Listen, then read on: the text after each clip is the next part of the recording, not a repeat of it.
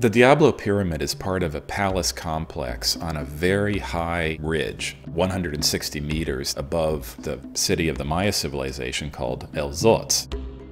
When we began to explore looters' tunnels that had been made some decades before, we located and began to see evidence of finely modeled and very dramatically painted stucco. The stucco masks are about 5 feet high.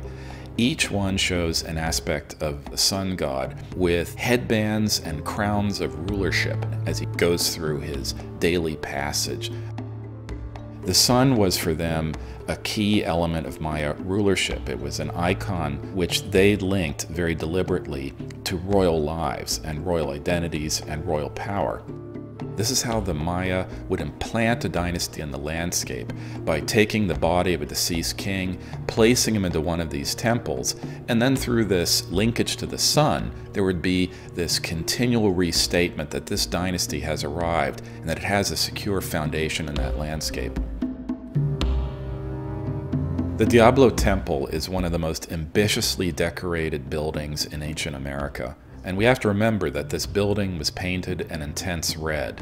That would simply catch fire at dawn and at dusk and would be visible from a long, long distance as well, more than any other feature of the landscape. It was this tangible statement of royal power and of its rooting in a dynastic founder.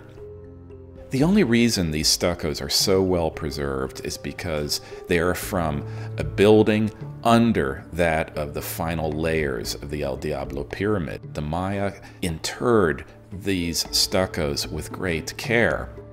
We have to understand it as the Maya most likely did. The systematic mutilation of the breathing apparatus of these beings tells us that the Maya thought of these stuccos as living beings.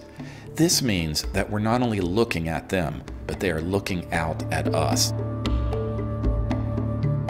This has been a Brown project, of course, but it is also a collaborative project with the Guatemalan government that sponsors and supervises our research. It allows us to train some of the most exceptional graduate students in Mesoamerican archaeology.